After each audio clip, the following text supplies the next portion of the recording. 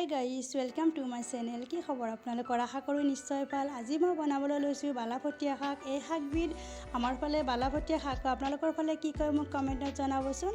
আৰু শাকৰ লগত বনাবলৈ মই লৈছোঁ চিকেন আৰু অকণমান তিল। আনফালে আন এখন কেৰাহীত মই তেল গৰম হ'বলৈ দিছিলোঁ। তেলখিনি গৰম হোৱাত মই দি দিছোঁ পিঁয়াজ, নহৰু আৰু কেঁচা জলকীয়া। আটাইখিনি লৰাই মই ৰঙচুৱা হ'বলৈ দিম। ৰঙচুৱা হোৱাৰ পিছত মই এড কৰিছিলোঁ হালধি, নিমখ।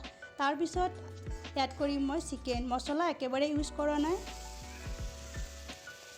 চিকেনখিনি ভালদৰে মিহলি কৰি মই ভালদৰে সিজিবলৈ দিম।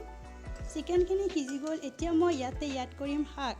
শাকখিনি মই কুটি লোৱা নাই, সৰু সৰুকৈ পাতকেইটা ছিঙি লৈছিলোঁ আৰু ঠাৰিবিলাক যিহেতু ভালদৰে সিজি একেবাৰে নোহোৱাই হৈ যাব। শাক হয়, শাকটো এনেও সিজি যায় ভালদৰে আৰু ঘৰৰ শাক হয় এইটো।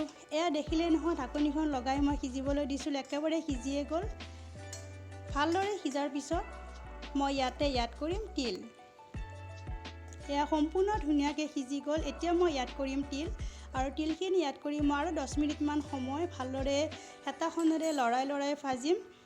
এনেদৰে লৰাই থাকিম আৰু ভাজি থাকিম 10 মিনিটমান সময়। পানী একেবাৰে নাইকিয়া হৈ যাবলৈ দিম।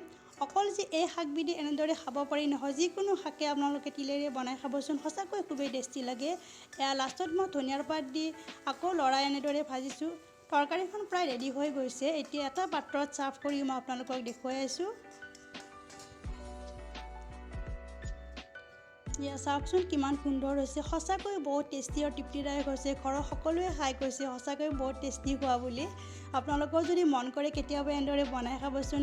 যিকোনো শাকে খাব পাৰে, এনেদৰে তিলেৰে, চিকেনেৰে এনেদৰে বনাই কেতিয়াবা খাবচোন। কেনেকুৱা লাগে মোক কমেণ্টত জনাব।